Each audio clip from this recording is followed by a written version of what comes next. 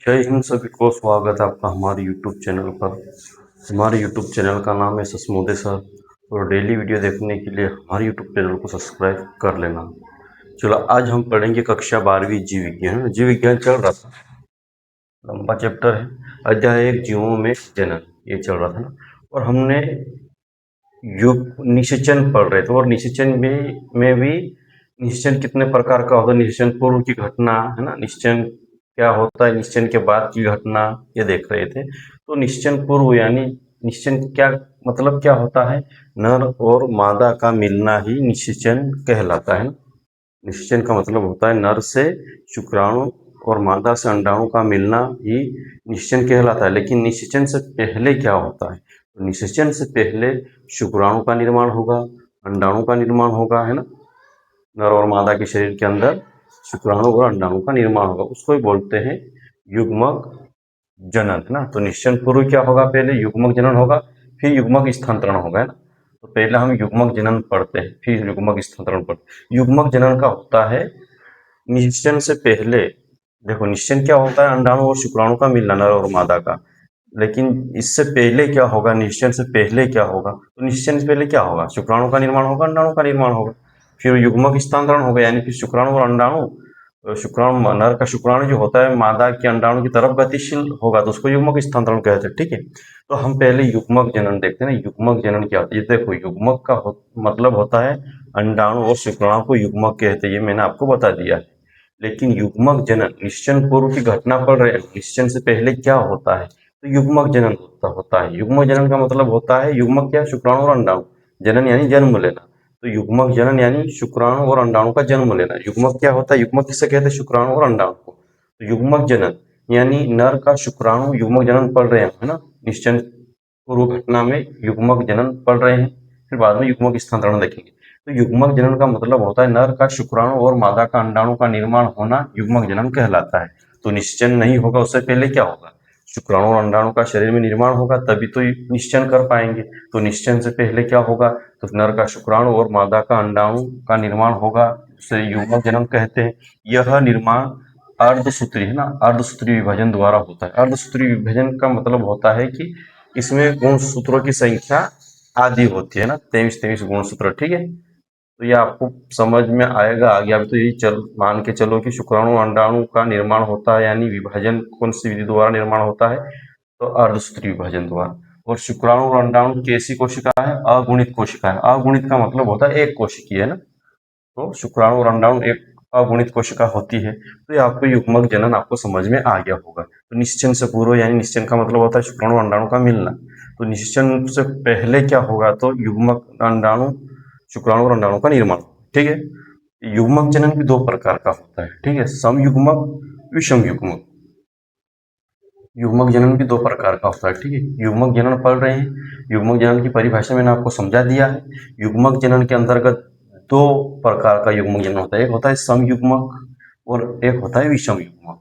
समयुग्मक क्या होता है, इसको विस्तार से पढ़ते हैं पहले। समयुग्मक, सम यानी समान, ठीक है, युग्मक यानी शुक्राणु और अंडाणु। ठीक है, तो इसमें मादा और नर का आकार एक समान दिखाई देता है।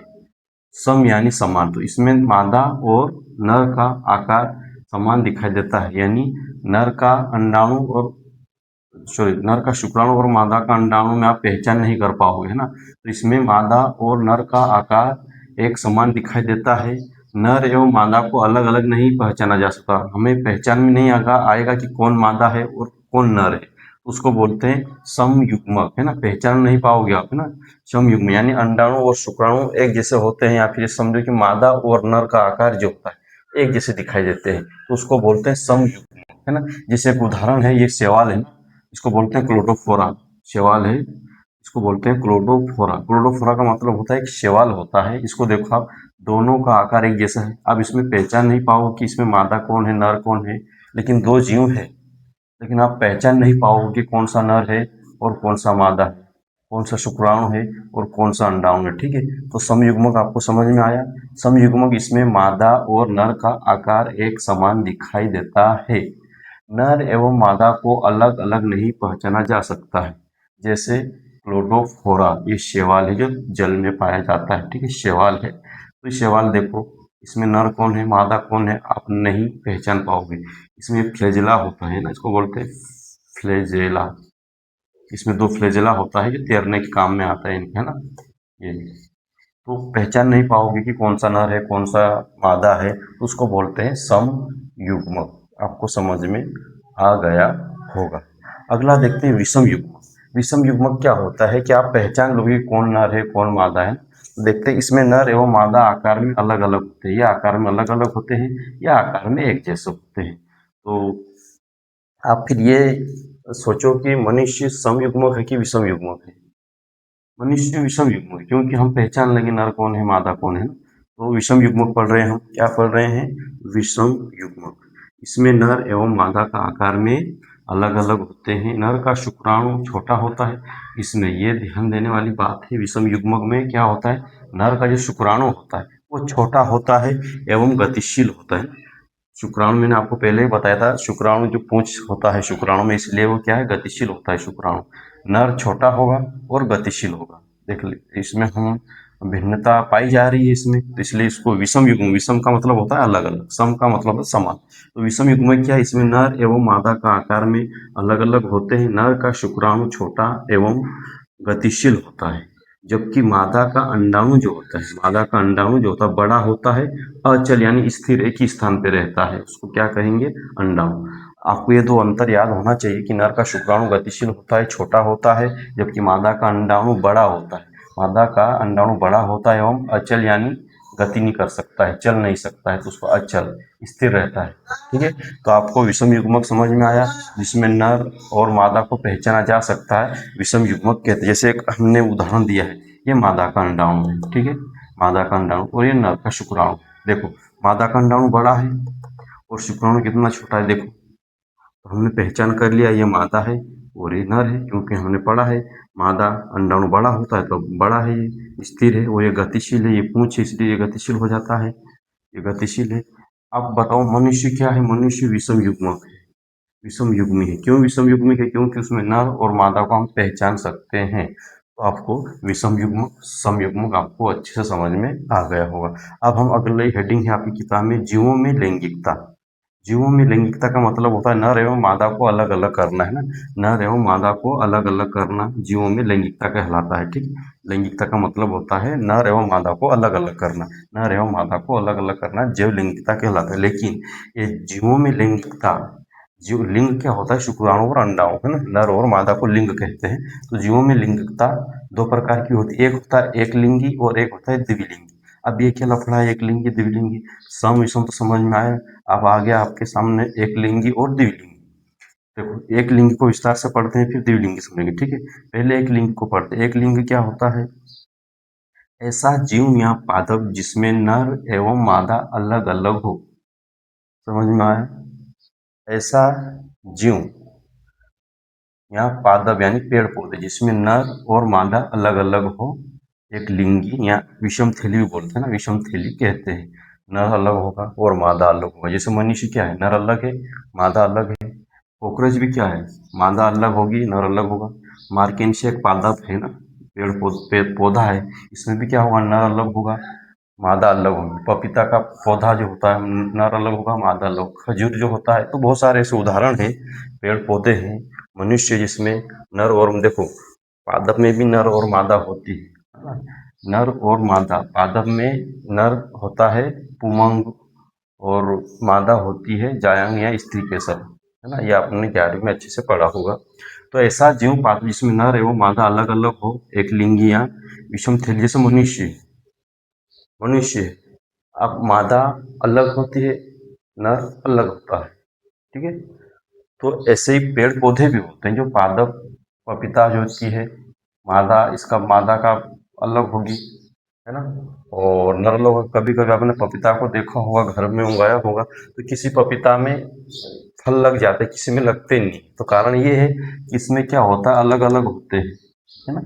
और खजूर भी क्या है, किसी में खजूर लगते हैं, किसी बहुत ऊंचे चले जाते हैं खजूर नहीं लगते हैं। तो ये भी क्या है, इनके नर, और नर होगा वो पपीता फल नहीं देगा, और जो मादा होगी वो फल से फल देंगे, फूल से फल बनेंगे उनके, ठीक है। तो इनमें ये होता रहता है।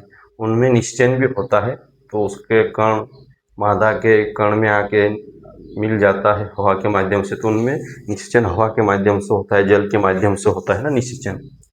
इनमें देखो पपीता, जैसे पपीता के दो पौधे, ये पपीता है और ये भी पपीता है, ये नर है और ये मादा है। तो इसमें निषेचन कैसे होगा, अलग अलग है कि नहीं। तो यहाँ के इनके जो कण होते हैं, पराग कोश के अंतर्गत कण जो होते हैं, इसको पुमंग बोलते हैं। पुमंग में से कण जो उड़ के इस मादा के अंडाशय में आके प्रवेश कर जाता है। कहाँ से उड़ेंगे, ये हवा के माध्यम से इस मादा के अंदर चले जाते हैं, तो उसमें निषेचन हो जाता है ना। तो हवा के द्वारा इनमें निषेचन होता है। ये अपनी 11वीं में पढ़ा होगा, आगे यदि आएगा तो पढ़ेंगे हम। तो आपको समझ में है एक लिंग क्या होता है, नर और मादा का अलग अलग होना ही एक लिंग कहलाता है। मनुष्य क्या है, एक लिंगी है, ठीक है। इसको विषम थैली भी बोलते हैं, ठीक है, एक लिंगी को विषम थैली भी बोलते हैं। अब हम देखते हैं द्विलिंगी क्या होता है। द्विलिंगी क्या है, ऐसा जीव या पादप जिसमें एक ही जीव एक या फिर एक ही पादप में नर एवं मादा दोनों पाए जाते हैं। मैं इसमें मैं लिख लेना है ना, समझ में आ रही है आपकी लाइन, कि ऐसा जीव या पादप जिसमें एक ही जीव या एक ही पादप में नर एवं मादा दोनों पाए जाते हैं, तो उसे द्विलिंग कहते हैं। एक ही जीव, यहाँ मान लो कोई जीव है, यहाँ फिर पौधा है, तो इसमें मादा भी पाई जाएगी और नर भी, एक ही पौधे में। समझ में आया द्विलिंगी। एक ही पादप या एक ही जीव में आपको नर भी मिल जाएगा और मादा भी मिल जाएगी, अलग अलग नहीं होते, तो उसको बोलते हैं द्विलिंगी, ठीक है। उससे द्विलिंगी या समथैली भी बोलते हैं। जैसे केंचुआ, केंचुआ जो होता है, ये केंचुआ जो होता है इस टाइप से होता है, मैं जैसे वैसे बना दिया है। यहाँ पे ये मादा भी होगी और इसी के शरीर के अंदर नर भी होगा, ठीक है। ये केंचुआ है, तो केंचुए में नर और मादा अलग अलग नहीं होगा। ऐसा नहीं कि ये नर है कि मादा, ऐसा नहीं है। इसमें मादा भी होती है इसके शरीर के अंतर्गत और नर भी होता है, ठीक है। तो केंचुआ है। एक हमने पादप लिया, पादप अधिकतर द्विलिंगी होते हैं ना। इसमें क्या है देखो, पादप है, ये फूल है, ठीक है, ये पंखुड़ी है। ये हम 11वीं में विस्तार से पढ़ा होगा आपने। ये जो होता है ये होती है जायांग बोलते हैं इसको, यहाँ मादा बोलते हैं।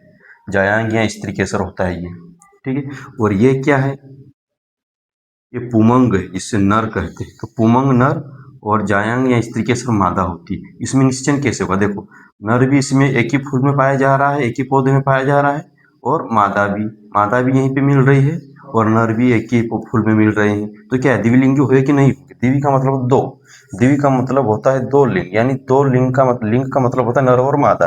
द्विवी का मतलब होता है दो, लिंग का मतलब होता है नर और मादा, यानी दोनों लिंगी एक ही पादप में मिल रहे हैं। नर भी इधर मिल रहा है और मादा भी। ऐसे केंचुआ में भी नर भी इधर मिलेगा और मादा भी। तो इसमें भी ऐसा ही होता है। देखो ये क्या है, मैंने आपको बनाया, ये होता है जायांग स्त्री केसर, और इसको बोलते हैं पुमंग। तो पुमंग में जो परागकण होते हैं, इसके अंतर्गत परागकण भरे होते हैं, ये जो होता है हवा के माध्यम से उड़ के निषेचन कैसे करता है, ये पुमंग है, नर है। और इस पुमंग के अंतर्गत परागकण होते हैं, जो निषेचन करने के लिए कण हवा के माध्यम से उड़ के इस मादा के शरीर में प्रवेश कर जाते हैं, जायांग में मिल जाते हैं और निषेचन हो जाता है। समझ में आया आपको। पुंकेसर भी बोलते हैं, पुमंग को पुंकेसर भी बोलते हैं ना, किसी फूल में देखा होगा आपने। ये बहुत संख्या में होते हैं ना, पुंकेसर अधिक संख्या में होते हैं, ऐसे ऐसे निकले रहते हैं। लेकिन बीच में एक जायांग ही होती है, स्त्री केसर होता है, अंडाशय होता है। तो ये पराग कोश परागकण निकलेंगे और इस जायांग के वर्तिकाग्र से वर्तिका से अंडाशय में प्रवेश कर जाता है। यहाँ के कण उड़ के हवा के माध्यम से इस मादा के शरीर में प्रवेश कर जाता है और निषेचन हो जाता है। तो द्विलिंगी आपको समझ में आया होगा कि एक ही पादप में एक ही जीव में नर और मादा मिल जाते हैं, द्विलिंगी कहलाता है। एक लिंगी में नर और मादा अलग अलग होते हैं, जैसे मनुष्य अलग अलग होता है कि नहीं। तो आई होप आपको एक पूरा समझ में आया होगा। नहीं आया तो एक बार वीडियो और देख लेना, अच्छे से समझ में आ गया। ठीक है, मिलते हैं अगले वीडियो में।